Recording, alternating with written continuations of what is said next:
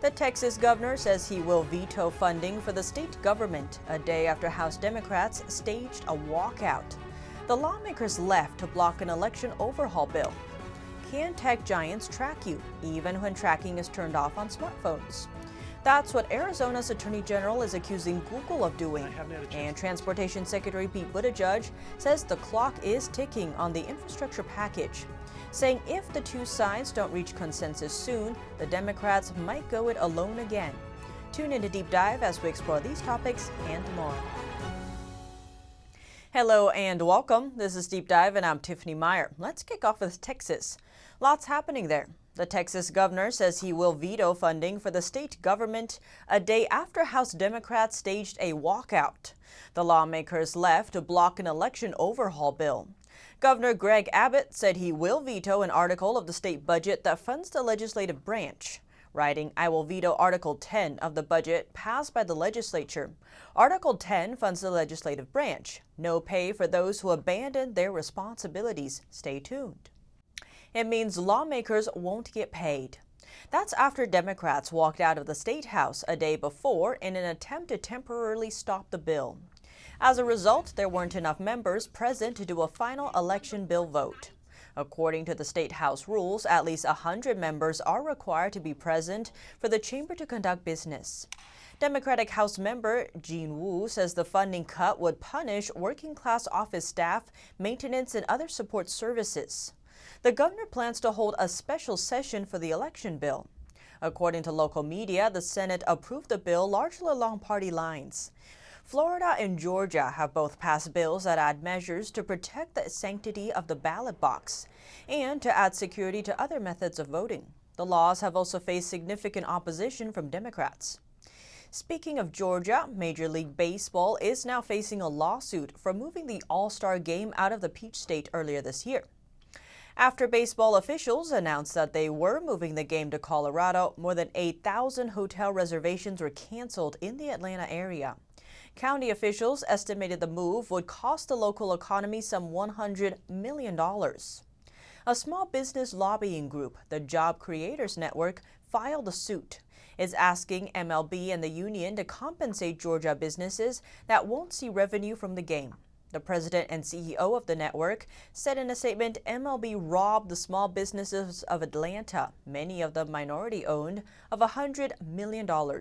"We want the game back where it belongs," adding this was a knee-jerk, hypocritical, and illegal reaction to misinformation about Georgia's new voting law, which includes voter ID. Major League Baseball itself requires ID at will-call ticket windows at Yankee Stadium in New York, Busch Stadium in St. Louis, and ballparks all across the country. MLB officials said they moved the game because of Georgia's election integrity law.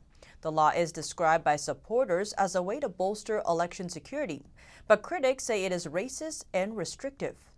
MLB Commissioner Rob Manfred issued a statement at the time, saying, "I have decided that the best way to demonstrate our values as a sport is by relocating this year's All-Star Game and MLB Draft," adding that the league fundamentally supports voting rights for all Americans and opposes restrictions to the ballot box. Georgia Governor Kemp, meanwhile, pushed back at the time, calling MLB a cancel culture, saying Georgians and all Americans should know what this decision means. It means cancel culture and partisan activists are coming for your business. They are coming for your game or event in your hometown. Kemp also said he's not backing down, stating at the time, "Free and fair elections are the foundation of who we are as a state and a nation. Secure, accessible, fair elections are worth the threats. They are worth the boycotts as well as the lawsuits. I want to be clear, I will not be backing down from this fight, and neither are the people who are here with me today." Now let's turn from voting laws to big tech. Can tech giants track you even when tracking is turned off on smartphones? That's what Arizona's Attorney General is accusing Google of doing.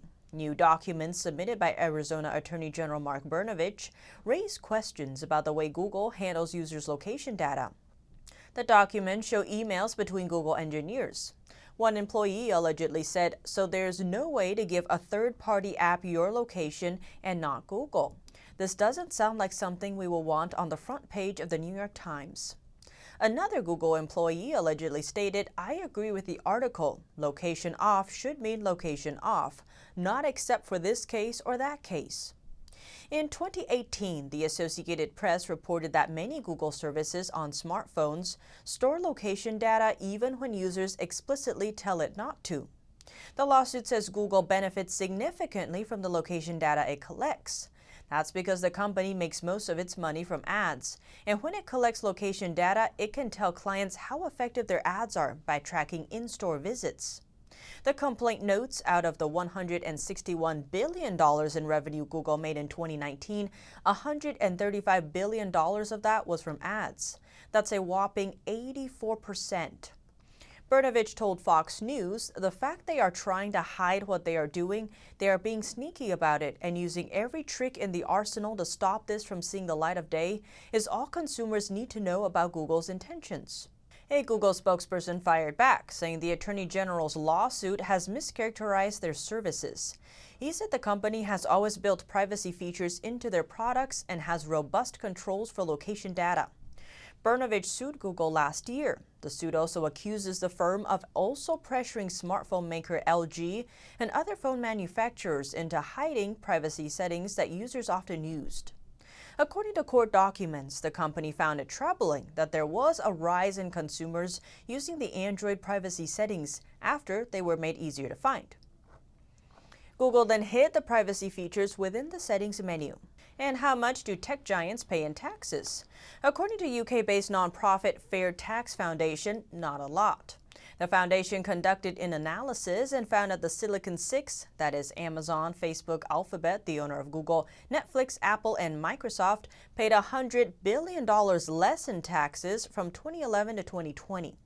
The foundation found the companies paid $219 billion in income taxes. That's 3.6% of their more than $6 trillion in total revenue. So how does that work? According to researchers, that is because income tax is paid on profits instead of total revenue, adding that these tech giants are good at shifting profits to offshore tax havens, and in doing so, reducing their tax liabilities. The Fair Tax Foundation says out of the Silicon Six, Amazon and Facebook are the worst offenders. The foundation found Amazon made $1.6 trillion in revenue, reported $60.5 billion in profits, and paid $5.9 billion in income taxes over that period, from 2011 to 2020. The report notes that based on international tax rates, Amazon was expected to pay $10.7 billion. Instead, Amazon paid under 10% in taxes over that period. That is the lowest out of the six. Amazon fired back, calling the calculations, quote, extremely misleading. Facebook also pushed back, saying all companies pay tax on their profits, not revenues. Last year, we paid $4.23 billion in corporate income taxes globally, and our average effective tax rate over the last 10 years was 20.71%, which is roughly in line with the OECD average. This comes as the Biden administration has been pushing for a global minimum tax. The goal is to make countries usually considered safe havens, such as the Cayman Islands and the British Virgin Islands, useless. Those territories have a 0% corporation tax rate. A report shows that 57% of companies had subsidiaries located in Bermuda or the Cayman Islands for the year of 2016. That's the most recent report. A law professor and director of the International Tax Program at the University of Michigan tells Fast Company that's because if all countries had the same tax rate, there would be no benefit for companies to create offshore subsidiaries. Treasury Secretary Janet Yellen says the global minimum tax rate would ensure that all citizens fairly share the burden of financing government. The Biden administration's proposed 21% rate was widely seen as a starting point for renewed OECD talks on a global minimum tax. The Organization for Economic Cooperation and Development, or OECD, is made up of 37 member countries that discuss and develop economic and social policy. The Biden administration is seeking international cooperation on the global corporate minimum tax rate. That's in an effort to at least partially offset any disadvantages that might arise from the administration's proposal to raise the U.S. corporate tax rate to 28%. The move is seen as a key to funding the Biden administration's massive infrastructure proposal. Speaking of infrastructure, Transportation Secretary Pete Buttigieg says the clock is ticking. That's as Republicans and Democrats still have not reached a consensus on the massive infrastructure package. Republicans want traditional infrastructure, such as roads, bridges, and broadband, while Democrats want to add what they call human infrastructure, such as care homes for the elderly and free college tuition. Buttigieg saying over the weekend if there is no clear direction by June 7th, the Democrats will try to go it alone. They can use budget reconciliation. That's how the $1.9 trillion COVID relief package was passed. But moderate Democratic Senator Joe Manchin has said he's against using the method after the partisan passage of the COVID-19 package. He is also opposed to raising the corporate tax rate so much, suggesting a 25-cent rate instead. Buttigieg adds that the American people, quote, expect us to do something. While the infrastructure plan is still meeting with pushback, it is inching forward. Biden is expected to meet with Senator Shelley Moore Capito later this week to try and come to an agreement.